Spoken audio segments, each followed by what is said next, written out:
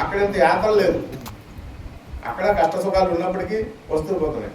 మరి సుషుప్తిలోకి వెళ్ళేటప్పటికి అక్కడ కొంతమంది 2 ఇంద్రియాలు అంటారు, కొంతమంది 12 ఇంద్రియాలు. అక్కడికి వెళ్ళేటప్పుడు విషయేంద్ర సమూహం అంతా కూడా లేదు. లేకపోయేటప్పటికి ఇది ఎంత సుఖంగా ఉన్నాడు. మనకి అయ్యగారు చెప్పిన మాట, రామచంద్రమూర్తి నాయుడు గారు చెప్పినటువంటి విషయాలు స్వయంగా ఉన్నటువంటి వ్యక్తి ఒక అమ్మగారు నాకు చెప్పినటువంటి ఏంటంటే, అమ్మా ఇది ఎలా సాధ్యమమ్మా ఇది అనిస్తుంది ఆవిడ అడిగితే, నాన్న జాగ్రత్త సుషుప్తులే సంధి ఇది. నువ్వు వెళ్ళిపోతే నువ్వు మరుపులోకి వెళ్ళిపోనుకో జాగ్రత్తలకు పోయినాయి. నువ్వు మరిచి నీ విషయాన్ని మరిచి, గురువు చెప్పినటువంటి విషయాన్ని మరిచి నువ్వు వ్యవహారం చేస్తున్నావు. నువ్వు మరుపుతో ఉన్నావు. మరుపుతో ఉండేటప్పుడు ఏమయ్యో జాగ్రత్తలకు పోయావు. అదే ఏం చేయకుండా ఒట్టనే కూర్చొని మామూలుగా ఉన్నావు, సుషుప్తులకు పోయావు.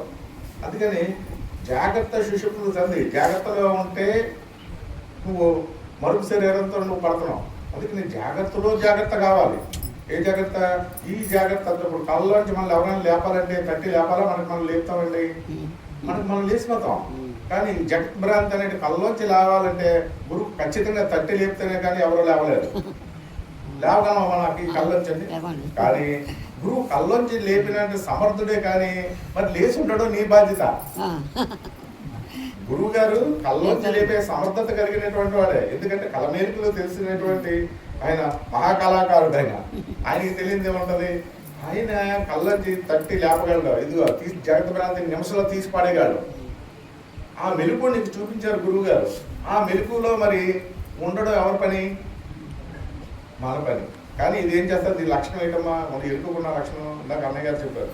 ఎరుకు మరుపులు 2 ఏక వస్తే దానికి మరుపుతోని ఎక్కువ పనంతా సాగిస్తుంటారు.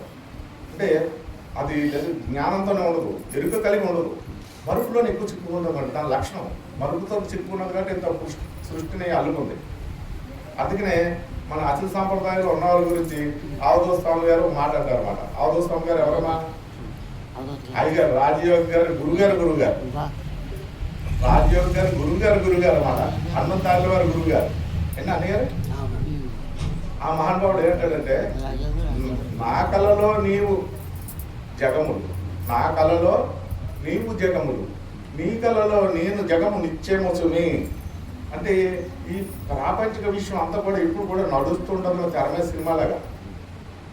ఇదంతా కూడా విడిచేది లేదు. ఈ ప్రాపంచిక విషయం అంతా కూడా జ్ఞానికి కానీ అజ్ఞానికి కానీ మా మధ్యస్థంగా ఉన్న వాళ్ళకి అందరికీ కూడా నడవలసిందే, ఎవరిని విడిచిపెట్టదు. అందుకనే నా కళలో నీవు జగములు.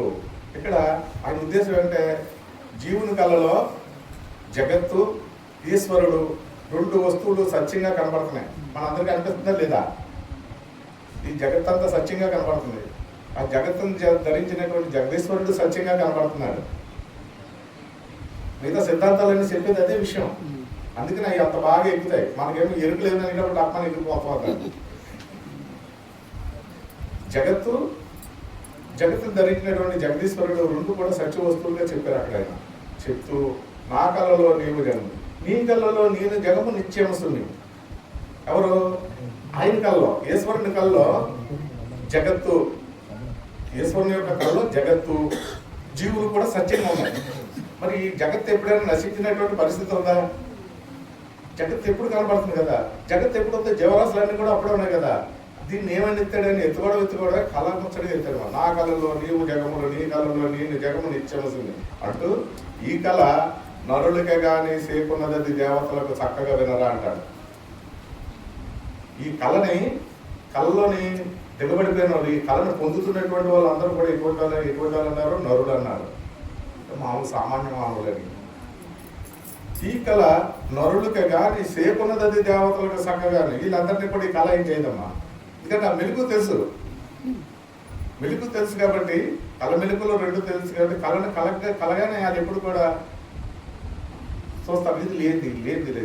కాకపోతే ఇక్కడ ఉన్నటువంటి ఒక బాగా తిరగాల్సిన విషయం ఏంటంటే, ఎండమావుల్లో నీళ్ళు జ్ఞానికి కనబడతాయి, అజ్ఞానికి కనబడతాయి, సామాన్యుడికి కనబడతాయి. ఈ జగత్ అనేది ఎండమావుల్లో ఉన్నటువంటి నీటి కోసం సామాన్యుడు ఊరుగా సాంప్రదాయంతో తిరిగి వాడు అలసిపోయి సొలసిపోయి వాడు అడ్రస్ లేకుండా ఆడు బాధలు ఆడు పడుతుంటాడు. వాడికి ఎప్పుడు సుఖ సంతోషాలు ఉండవు. ఇక్కడ గురు ఆశీస్సులు ఉన్నటువంటి వాడు వీడు ఏం చేశాడు, గురుపుత్రులు అయినటువంటి వాళ్ళు వీడికే కనబడుతుంది. అది ఎండమావులు మనకు కనబడవా, జ్ఞాన మార్గంలో ఉన్నామని మనకే కనబడతాయి కదమ్మా. కనబడుతున్నప్పుడు అందరూ ఇది సత్యం కాదు, ఇందులో జనం లేదు అనే విషయం వీడికి తెలిసింది కాబట్టి కనబడటం అయితే కనబడతా కానీ లక్ష్య అక్కడికి వెళ్ళి నీరుని ఎదుర్కోడు. అందుకని ఈ జగత్తులో ఉండేటువంటి సంపద కోసం ఈ జగత్తులో ఉన్న దాని గురించి వీడు భ్రమించడు. అసలు ఆ కళ ముచ్చటగా తీసుకుంటూ వెళ్ళి ఎక్కువ ఇదంతా దేనికంటే జన్మరాహిత్యమే కాకుండా అపారమైనటువంటి సుఖాన్ని కూడా పొందుతాం. ఈ భావాలు కలిగి మన జీవన విధానం నడుపుకునేటప్పుడు ముందు జన్మరాహిత్య విషయం పక్కన పెడితే విపరీతమైనటువంటి సుఖ సంతోషాలు కలిగి ఉంటామన్నమాట. అలాగని నీ వ్యవహారాల్లో ఏమైనా ఆగుతాయంటే ఏమీ ఆగదు. ఎందుకంటే బాల్యం నువ్వు రమ్మంటే రాలేదు వచ్చింది పోయింది, యవ్వనం నువ్వు రమ్మంటే రాలేదు వచ్చింది పోయింది, అలాగే వ్యవహారం అంతా జరిగిపోతుంది. దానికి నువ్వేం పెద్దేమి కష్టపడిపోయి పని చేయక్కలా. అలాగని స్వాములుగా ఉండడం కూడా మహా దుర్మార్గం. నిన్ను నువ్వు అన్యాయం చేసుకుంటున్నట్టు, కుటుంబానికి అన్యాయం చేస్తున్నట్టు, సమాజానికి ఒక చెడ పురుగులాటాడు. నువ్వు స్వాములుగా ఎప్పుడు ఉండకూడదు.